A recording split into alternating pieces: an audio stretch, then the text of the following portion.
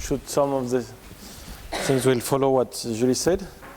So here in this talk I will take X smooth projective surface as yesterday over a field which is algebraically closed. Okay, so yesterday we took F in beer and we associate F A star, which is an automorphism of the Zx. You can also do on the strange Z, which is limits of this or Hx, but this I will not use now. So I take an automorphism of this, and then I can associate F star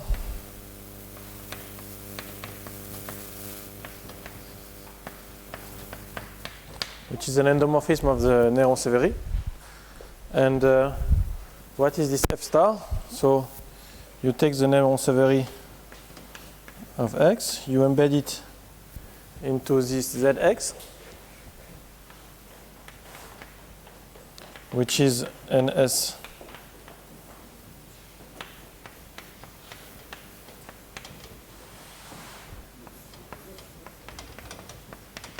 which is the sum here like this. So you take the embedding of NS in Zx, you apply F to the action of F, you go to Zx, and then you project to the NS of X. So what you get always is that F star of any element C in NS of X is equal to F star of C plus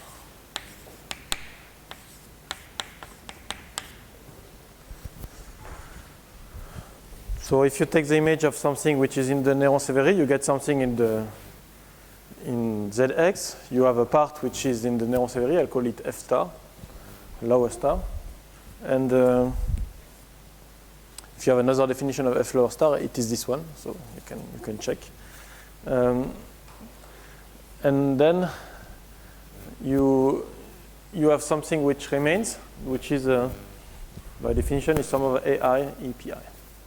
And what you can check is that these points are base. It's a finite sum.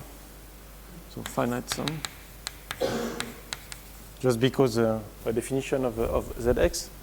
And these base points of F minus 1. It's just because you have F like this. How do you compute the image of an element? You see it with this map, so it's here it's just a pullback by this guy, and then you send it here, and send it here is just to say I identify the pullback of this, the Néron-Severi of this with the Néron-Severi of this plus the sum of the guys which are here, which are base points of F minus 1. Base points if the coefficient is not 0. Yes. I take a sum, I take a finite sum, and yeah. I can only take base points. Yeah.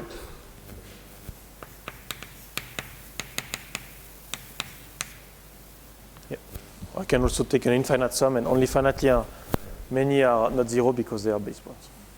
And maybe some of the base points could also come with 0, but at least, for example, if I take C 0, here I have nothing. Okay, so this is F lower star, and this is an endomorphism, just because it's composition of endomorphism. And okay, you can work with this F star. So it's just basically you take the image, you can take a curve, you take the image, and you compute the image. Just it doesn't mean exactly this if the curve is not here. Yeah, you take a general element in the because here it's for divisor, so you take a general element in this, and you take the image. Okay, so this is what you you get by F lower star. And now you can define the dynamical degree.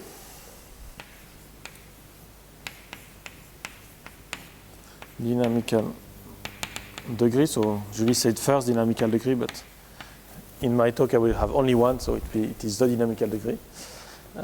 It's lambda of F. It is the limit n goes to infinity Fn star 1 over. And what is this? Fn star is an element of the Néron-Severi. This is an endomorphism. So this is just a norm on the endomorphism. This is just like z to the power n. So you get a matrix, n times n matrix, and you put a norm on the set of matrices. You can see it in over R instead of over Z. And you take your favorite norm, and this is independent of the norm, the number. Okay, so this is the definition of the dynamical degree. And if you have you can also check that it is the limit n times F.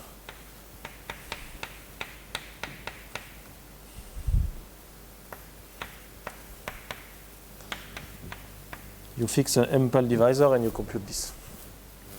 So for example, for P2,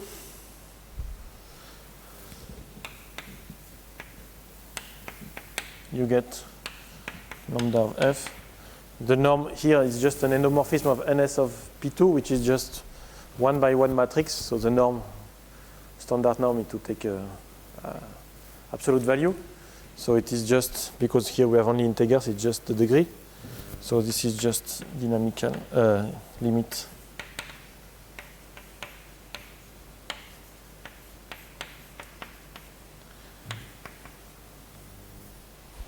This is so we get the same definition as I gave before, and that Julie gave for the first dynamical degree. Okay, so this is a dynamical degree in general for a birational map of projective surface, here smooth. And what we can see that, okay, first I will say that F is loxodromic.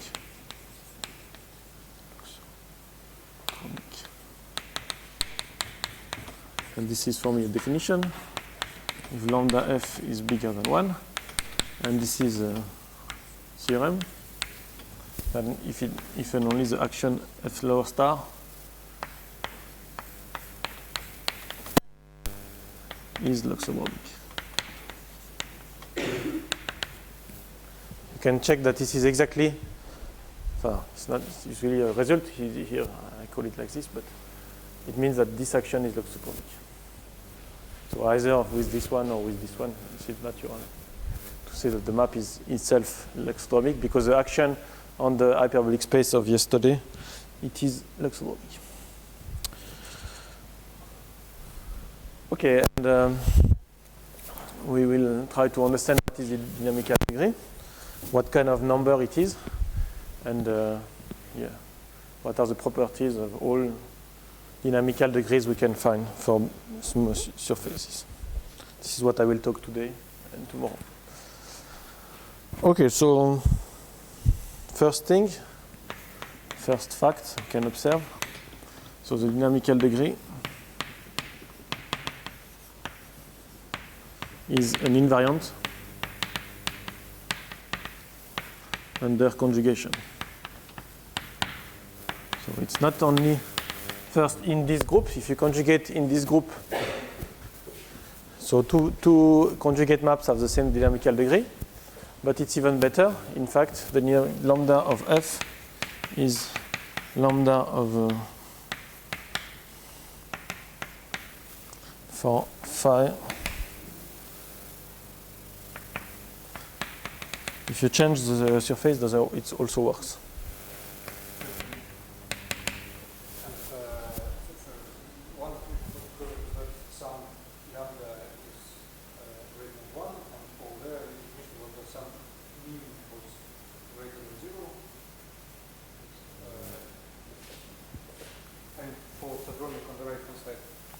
This is it means that the distance between the minimum of the distance between a point and its image. Yeah, it's the log of this guy.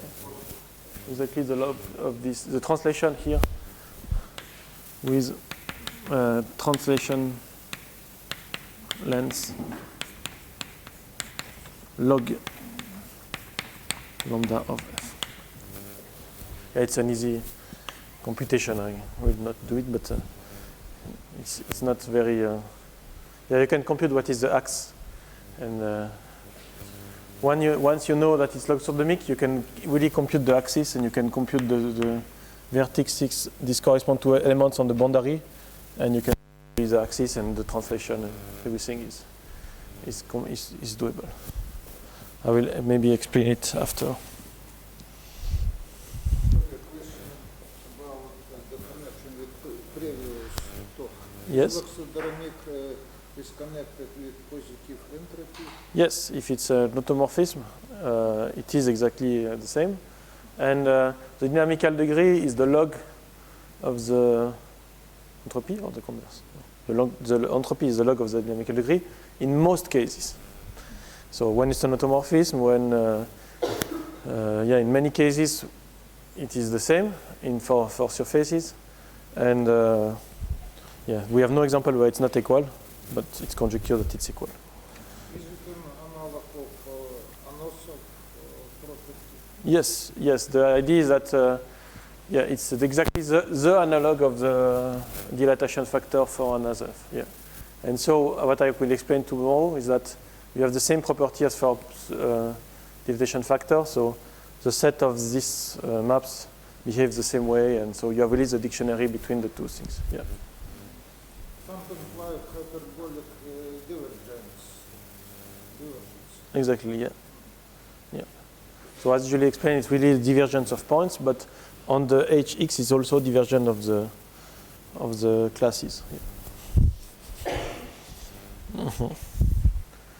So this fact is not completely trivial from the definition. We can show it, but for example, for P2, it's completely obvious. For P2, it's just because the degree of G Fn of phi Fn phi. For example, if you say X is Y,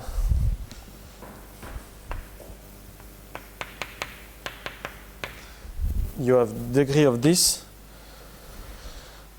You know that it's smaller or equal than the product of the degrees.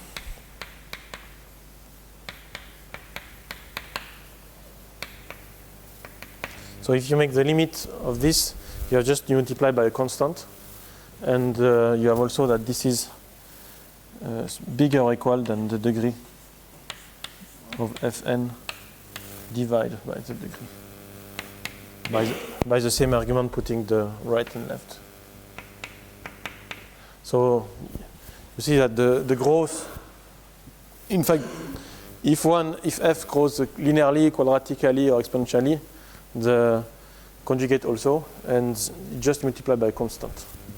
So the exponent and the dynamical degree stay the same. But it works also when you change the surface.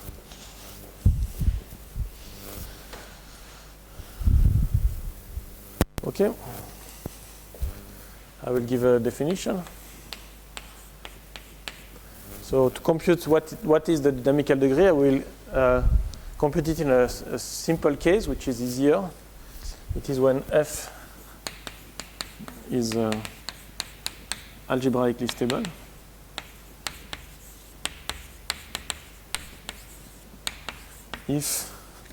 So for me,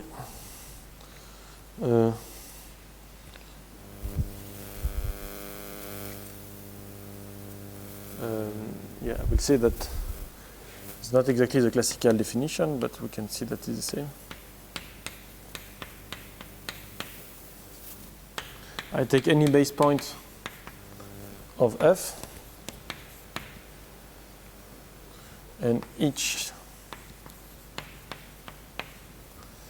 n bigger or equal than 1, then P is not a base point. of f minus. So the idea is that you have a point. It is a base point of f. So you have no image. So this means that you have a curve which is contracted by f minus 1 onto the point. And you want that if you apply f many times, this is never a base point. So you have always points, points, points, and you have not a curve contracted on this. So you don't want a curve to be contracted on a point which is afterwards blown up. That's people. Maybe with the help of small projective composition, one can make from any such table. Yeah, that's how I will explain. Yeah. So the fact is that when it's stable, the behavior of f star is good, because I didn't say it, but in general, yeah, I compute this, and this is not f star to the power n. The simple example is when you take a Baraschner map of P2, this is just the degree. So the degree of fn is not the degree of f to the power n. So, but when it's algebraically stable, this is true. So people usually give this as a definition, which is more lateral because it's algebraically stable, so it really behaves algebraically. So this should be more geometrically stable. But I will explain that it's the same. So, in fact, at least one in direction, which is what I need.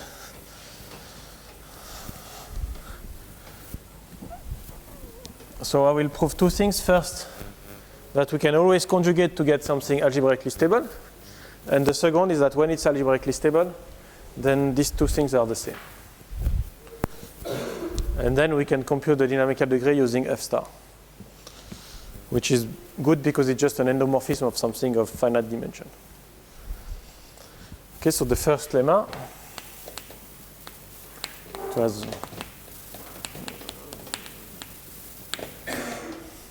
written in the article I cited on Monday. So if I have f in beer x with the same, always my x is a smooth projective surface, then there exists pi birational morphism with again y a smooth projective surface, so just a sequence of blobs, so that pi minus 1 f pi is algebraically stable.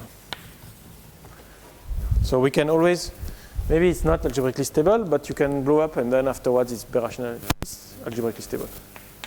And the proof, I will just make it with a picture.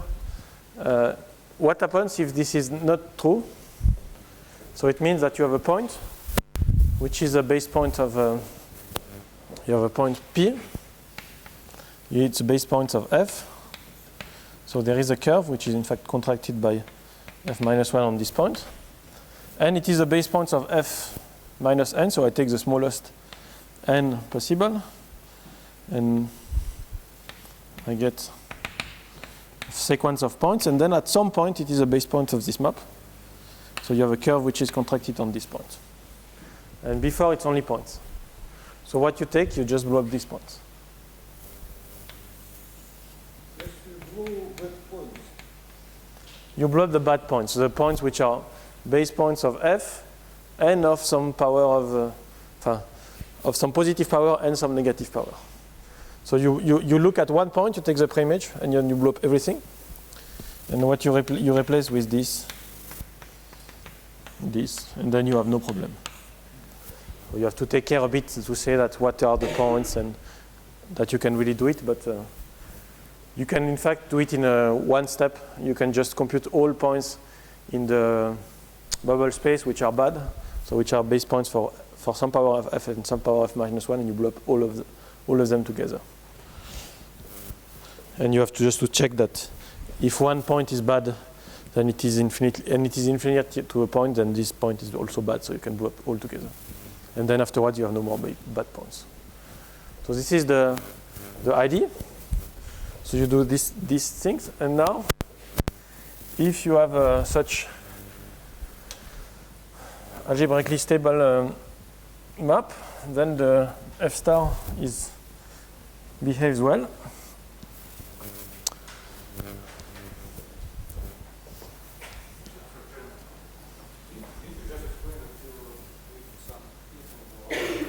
No, why? Then you can remove them. So afterwards, it's an automorphism. If the only base point you have are of this type, you can remove them. But I will not need it at all, because these are not problematic for. Okay, so now we have a second lemma, which is if f in Dx algebraically stable, then f star n is f star. Usually, as I said, people take it as a definition, and then you have to show that it's equivalent to my definition. Me, I only need one implication, so I need this algebraically stable implies this. Okay, so the proof. So you take an element C in an S of X, and we want to show that this applies to F is the same as this applies to S. So for n is 1 is of course true. So what you get by definition, F star of C is F bullet, sorry, of C, it's F star of C plus some alpha I E of Pi, and as I said before, these are base points of F minus 1. You can write as a finite sum with base points of F minus 1. Okay, now you apply this twice. So I compute first this with F squared.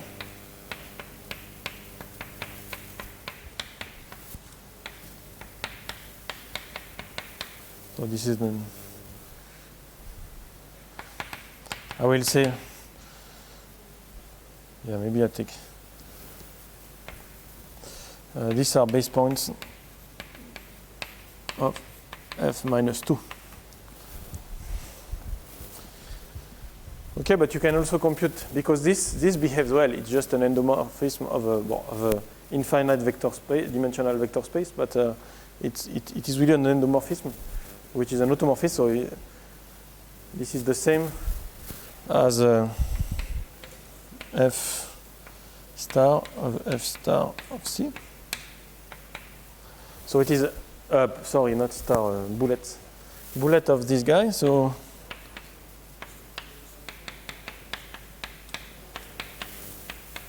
this is just an automorphism, some of them.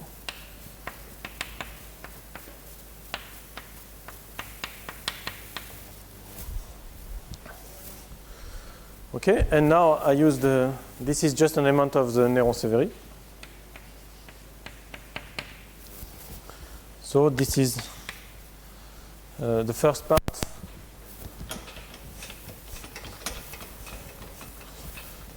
I use the same formula as before. And I get F star of this guy plus some coefficients, which are, I will call it Ci. And these are base points of F minus 1. I have done this for one divisor, I can do it for another divisor. The same thing, just that it's not the same coefficients.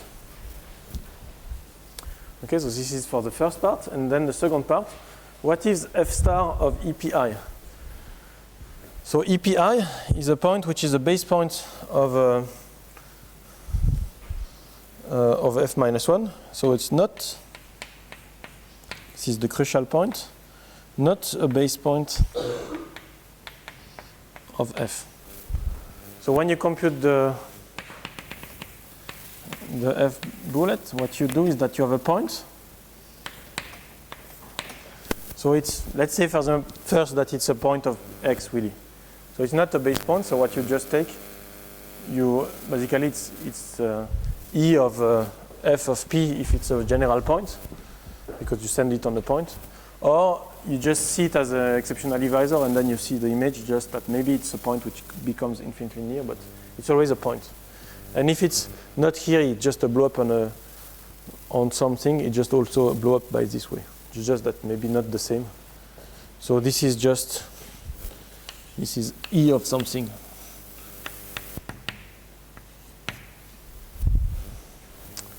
Okay, so you have plus.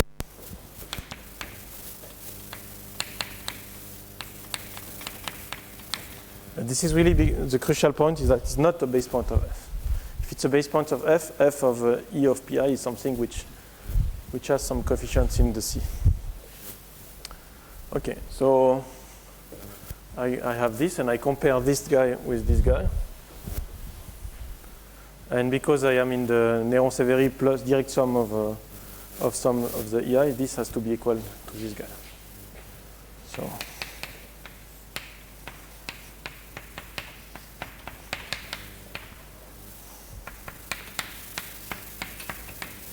then for n, the same, you do induction. And you use at each step, you have image of points which are not base points of the next one. This is exactly the image of the point. With my picture is exactly what I mean by this map. Just that sometimes maybe it's not exactly the image set theoretic, it's maybe a one point infinitely near the image, but you can define what it is, and so this works well. Okay, so why is it interesting to do as algebraically stable? Is that because now you want to compute the dynamical degree. So the dynamical degree of the first map is the same as the second map. You conjugate and you get something algebraically stable. And then when you are algebraically stable, you just compute the norm of some power. So what you get is a algebraic integer. I will explain this. Corollary.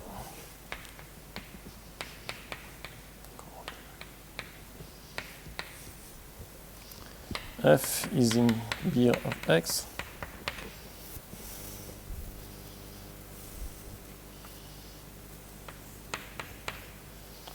Lambda f, f algebraically stable, is the biggest modulus of the eigenvalues of f star.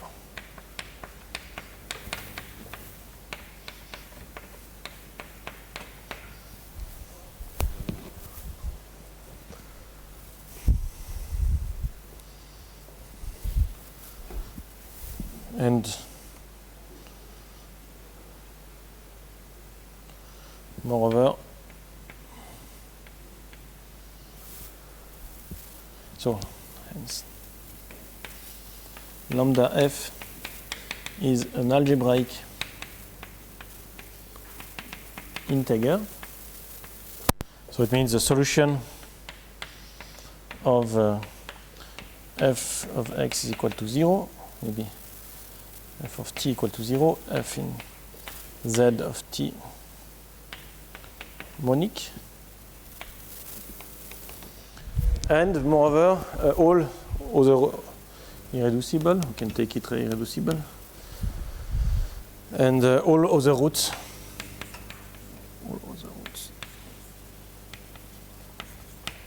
are in the unique disk.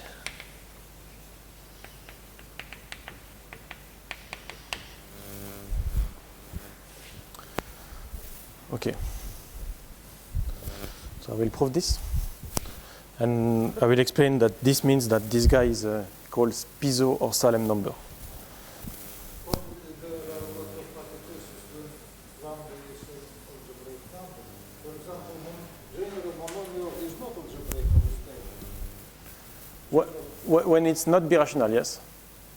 Yeah, here it's birational, so it's always the case. But here, if you take a monomial map of Pitot, which is not birational, then sometimes there are some examples where it's not algebraically stable and not conjugate to something algebraically stable. My proof is it doesn't work when it's not birational. Yeah. And in dimension 3, there are examples where it's not conjugate to something algebraically stable. But we still have no example. So we have example where it's not an algebraic integer. This is possible with monomial maps. But we have no example where it's not an algebraic number. So we don't know. In dimension 3 and more, we don't know if the dynamical degree is an algebraic number. Just number. For example, can you have pi as an algebraic dynamical degree? Did you say that you know that it can be a number? It can be an algebraic number, which is just a solution of something which is not monic, just not monic. Because you take an element of GLNZ, and you can make something, in GLNZ you can have all polynomials. But what specifically is GLNZ and dimension 5 and 3? 5 and 2? You can have some parts. No, maybe it's not for GLNZ. No, it's not with GLNZ. It's you can make some parts like this. For example, you can do x, y, z goes to z, y, x plus.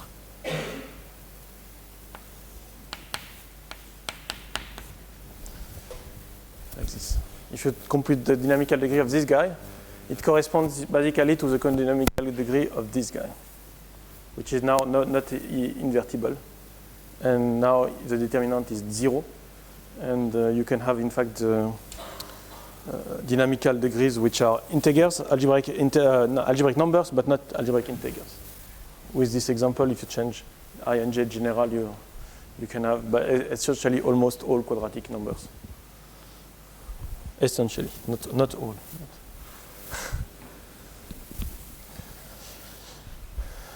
Okay, so yeah, in dimension 3, this is completely false.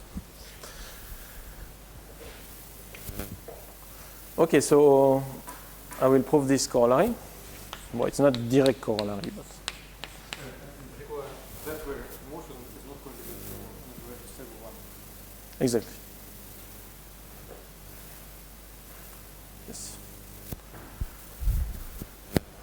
Okay, so I take this. I have a birational map, algebraically stable.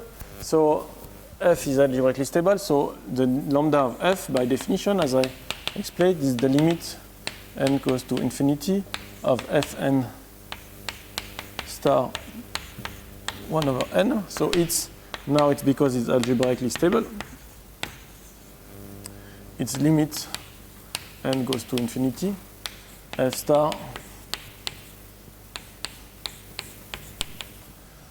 So now it's just the spectral radius of a matrix, and with a norm, okay, you can triangularize it over C, and compute what is the norm going. You see that the biggest eigenvalue wins against the other one, so this goes towards the biggest eigenvalue. So this is just exactly the biggest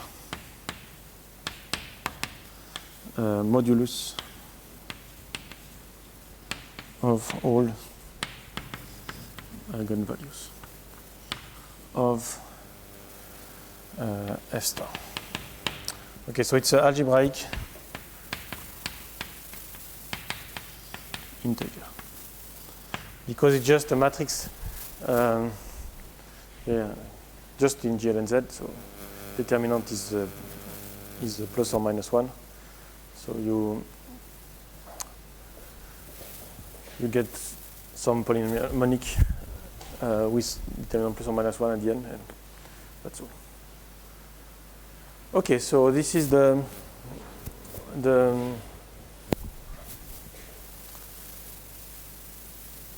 this is the proof that it's an algebraic integer, and now I want to say the important thing that I wanted to add. All the roots are in the unique disk. Okay, so these are the Galois conjugate of my elements. So it's an algebraic integer. It's not maybe not an integer. So it has a minimal polynomial. You take a characteristics polynomial. You divide it, and you take the irreducible factors, and you take the smallest one, which contains this guy. And now you want the other Galois conjugate. You want to show that they are not outside the unique disk, and because of this, if other, so first case, if lambda of f is equal to 1, then it's trivial. Result is okay. Because in this case, I take the polynomial t minus 1, and there is no other root. Okay, second case, lambda f is bigger than 1. So it's a real number, which is algebraic integer, and which is a root of my polynomial. And I want to see that the other roots are maybe complex. It could be not real, but they are of modulus smaller or equal than 1. Okay, so we need then to see that we do not another eigen. Okay, so we do not have two eigenvalues. I would say mu1, mu2 with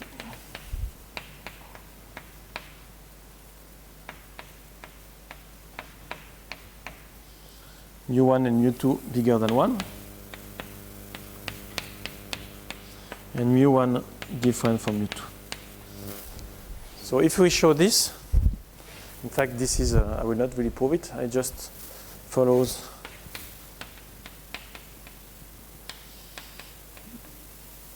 Hodge index 0. Just because the Néron-Severi group is as a quadratic, as an intersection form, which is 1, minus 1, minus 1, and it's a classical result of hyperbolic geometry, that if you have this kind of type, you cannot have two eigenvalues which are bigger than 1. Okay, I will not prove it. It's not so short, but yeah, it's not so complicated, but it's not so short. And so using use this, you have no two eigenvalues with this phenomena. So it implies that the eigenvalue corresponding to lambda is the only one which is bigger than 1. And in particular, it is real, because if it's not real, then its conjugate would be also an eigenvalue, and you will have two eigenvalues. So in fact, it's even better. Not only lambda is not only the biggest modulus, but it is equal also to one eigenvalue.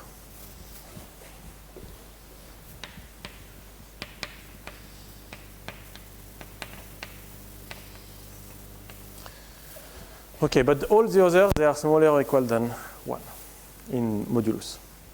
But they could be complex.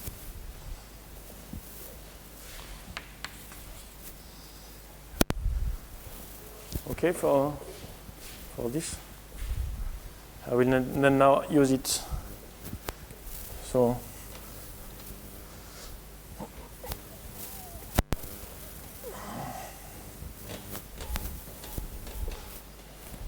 have a corollary.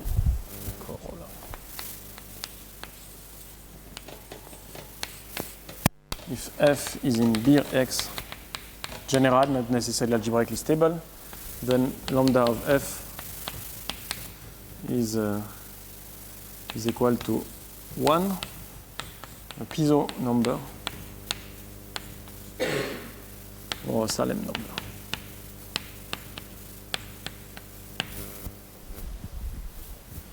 And I will.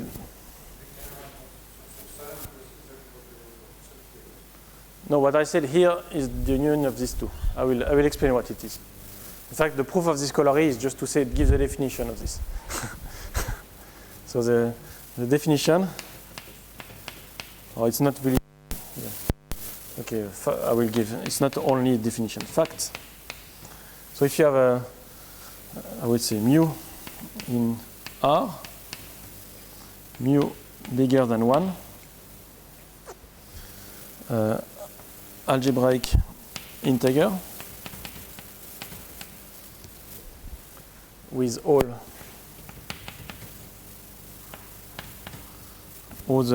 Galois conjugate. So it means you take the minimal polynomial and you take the other root. All Galois conjugates that is in the unique disk.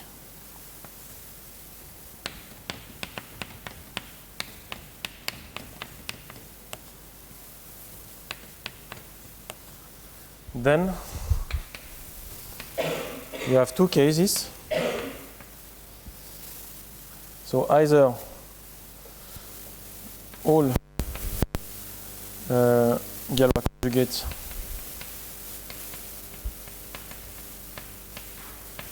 lie in the open unique disk,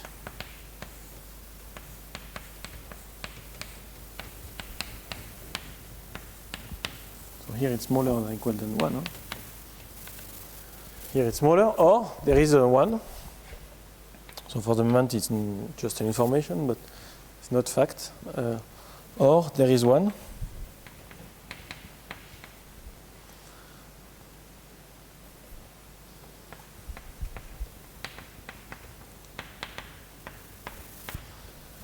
Mu with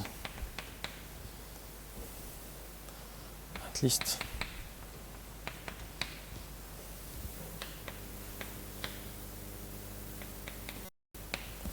and then here the result, which is some result of a number theory, and then all Galois conjugate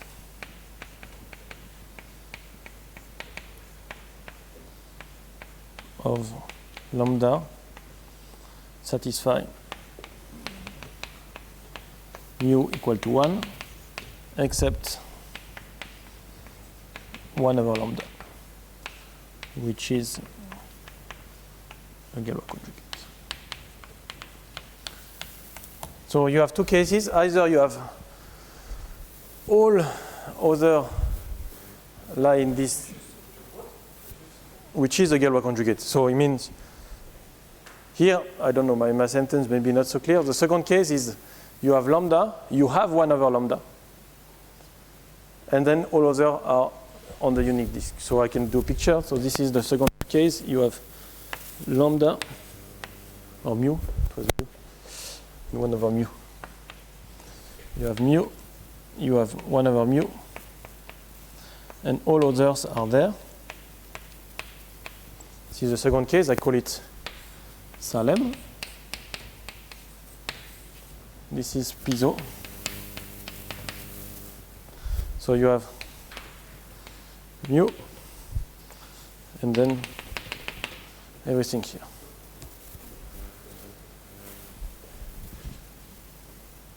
Okay? So this is the definition. You have an algebraic integer, and then all the conjugates are either all inside, really nothing on the boundary, or when you have at least one which is in the boundary, in fact, all have to be on the boundary, except 1 over mu, which is there, in fact. It really is there. And so the product of all this guy is 1, because in this case, the polynomial is symmetric.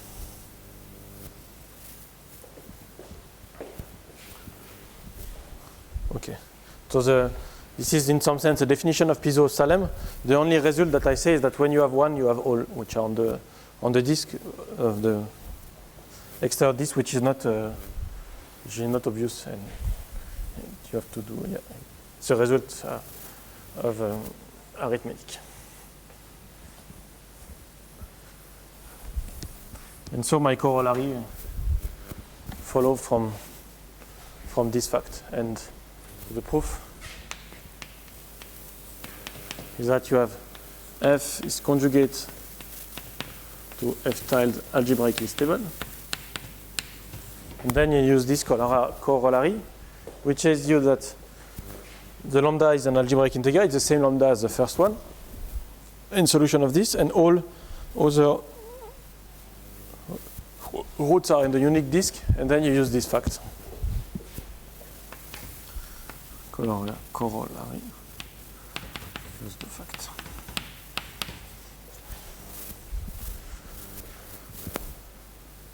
Okay, so now we have to understand. You want all. How much time do you have? I think 12 minutes. Okay. So now we have to understand. We want to understand all birational maps have as a dynamical degree either one piezo number of Salem number. You can try to understand which kind of piezo number you can have, which kind of Salem numbers you can have. And there is in arithmetic, we know a lot of things on piezo number and Salem number, or much more on piezo than Salem. And we can use these things, but we can also, I will describe. First, we cannot get all piezo and all Salem, so this will be what I will explain tomorrow. And there are some behavior for piezo and Salem, and for us, some behavior which are a bit different because we have smaller set. And so just some. You cannot get numbers. No, we cannot get all the Salem numbers and all the piezo numbers. As birational, as dynamical degrees or surfaces. Yeah. Yeah. For dimension 3 or more, I don't know. But yeah. Okay, so some classical result on this number. So the smallest piezo number, it is lambda p. Piezo, Padovan or plastic, I don't know what it means, this p, it means many things. It's 132, 4717, it's a root of x t3 minus t minus 1. So it's quite simple to just a root of order 3, but it has a description with root of roots of roots. It's not so easy, but okay. The other one, so the smallest known Salem number. It is conjectured that it's the smallest, but yes, but they are bigger. This is the It's not the smallest degree, it's the smallest by smallest, yeah. In fact, the quadratic integers, you can make some from families, and they can converge to, not to this one, to another one. The smallest accumulation point is the golden mean. You have the golden mean, which is piezo for me. Ah yes, I didn't say. In the literature, you have some people which take the definition I gave, and there is only one thing. You have always the quadratic ones. So you have two kinds of quadratic. If the quadratic, you have mu and another one. So if it's not 1 over mu, it's clearly here. You cannot be here. But if it's 1 over mu, with my definition, it is here. But some people put it here. So I just the guy where you have just mu and 1 over mu. I call it piezo, but many people call it Salem. Okay, and they are very special. For me, it should be three categories. Piezo, Salem, and the guy with lambda and 1 over lambda. Okay, the smallest known Salem number is a lambda lemma. It's called lemma number. It's 117, 6, 2, 8, blah, blah, blah. So it's x10 plus x9 minus x7 minus x6 minus x3 plus x1. Yeah, maybe with t if you want. Yes. I don't think they are searching. They are searching to prove that this one is the smallest, I think. But yes. Okay. So if we knew that this one was the smallest, it will imply that you have some kind of gap between 1 and this number, because this is the smallest number. Here you have some gap. Okay. I will anyway prove you that you have a gap without proving that it's the smallest number. Okay, so now you have a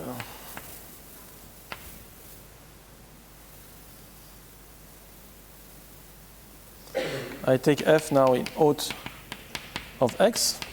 So until now I always took beer, and the automorphisms are very special. So as Julie explained, you have the bounded, linear, I also explained this, quadratic and exponential. So this is when the lambda, here the lambda is 1.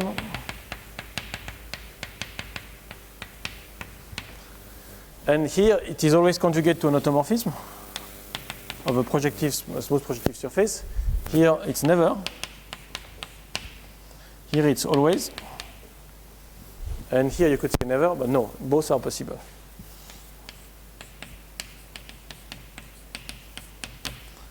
Both are possible. And I will explain how you can determine if it's conjugate to an automorphism or not.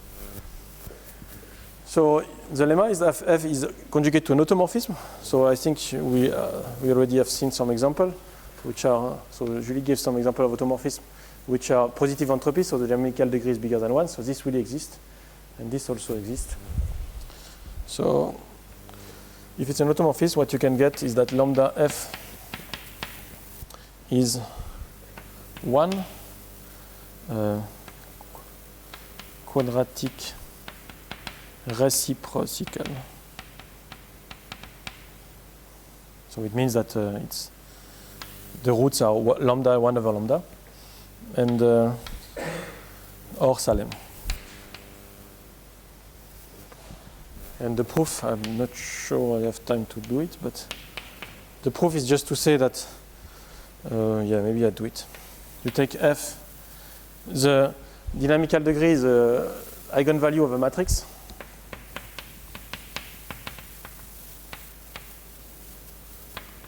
Of A in out and Sx, which is GLN.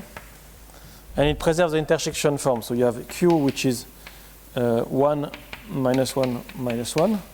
So what you get is that AQ A transpose is equal to Q, just because it preserves the intersection form.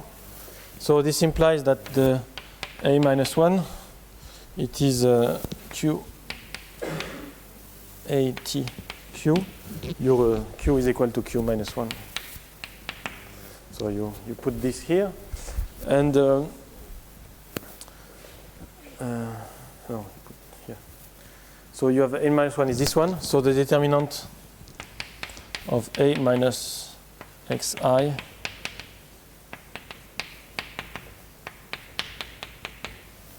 just because this one is, you make transpose of this and you multiply at left and right by Q.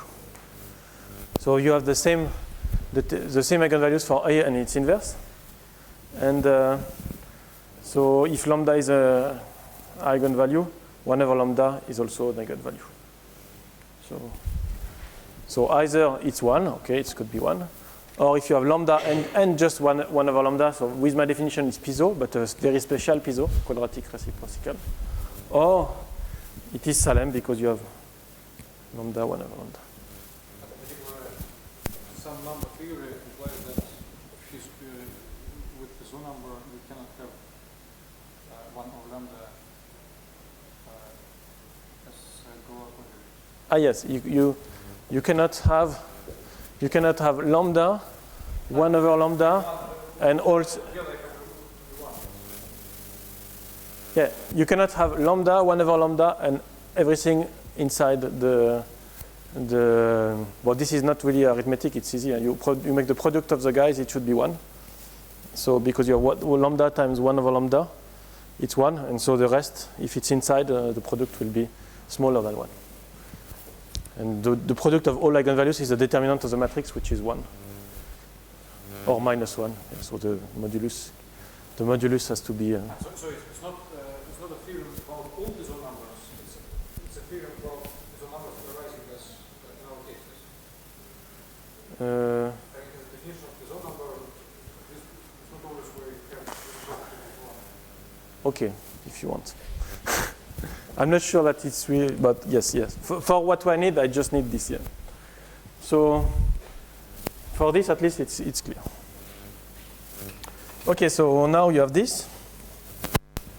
And now, conversely, if you have the following,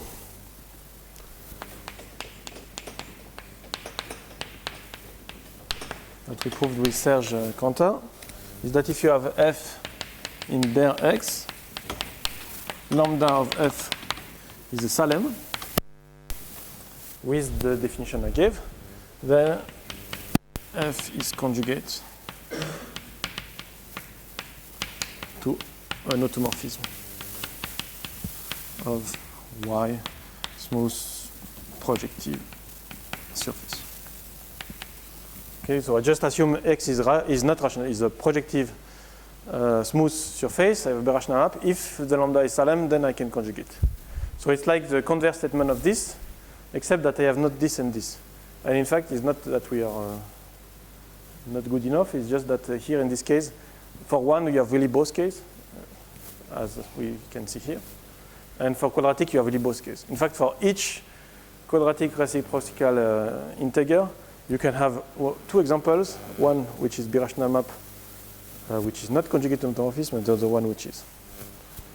So for each one, some are you constructed. So okay. So for Salem, so if it's not a quadrical one or quadratic reciprocal, I can say you if it's conjugate to automorphism or not, just looking at the dynamical degree. And then you have the proposition.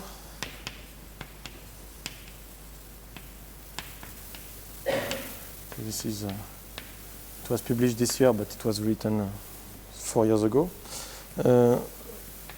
So if you have f in haute x,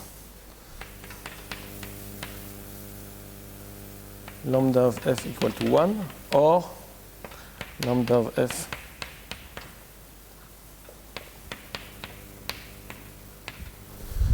so if it's an automorphism of a smooth projective surface, then you have either one or something which is bigger or equal than lemma. And the reason is that, so the ID f corresponds to an element of the Weyl group WEN.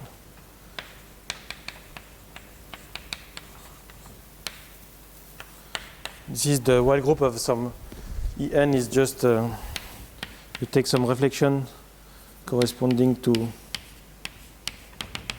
this guy n times, and this corresponds to basically if you forget this, it's just permutation of the elements, so just the group of permutation plus one special guy. And if you do it birationally, you look at this, for example, on P2, this corresponds to permutation of the point you blow up when you look at a blow up of P2, and this is just a quadratic. Mm-hmm. No. My interpretation for blow ups, it's for rational, but this is not. It's true for any surface.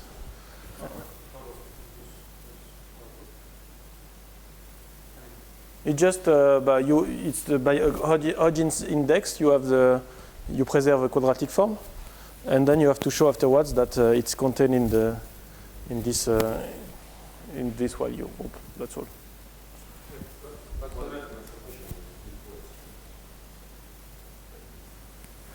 If you do for rational, you can look at the quadratic and so on, but yeah, you just have an element in this while group, and so yeah, so maybe the idea is just for rational. Anyway, it proved it really for every. Well, I think it's always in the while group.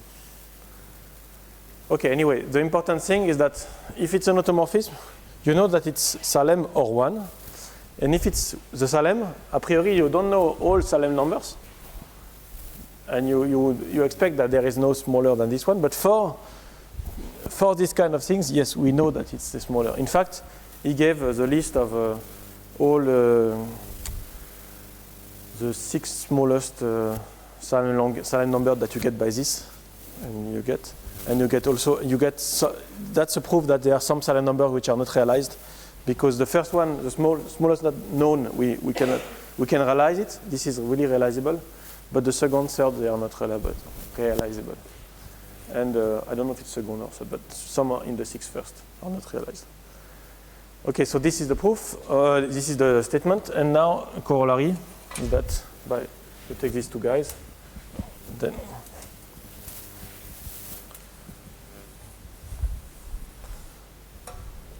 corollary.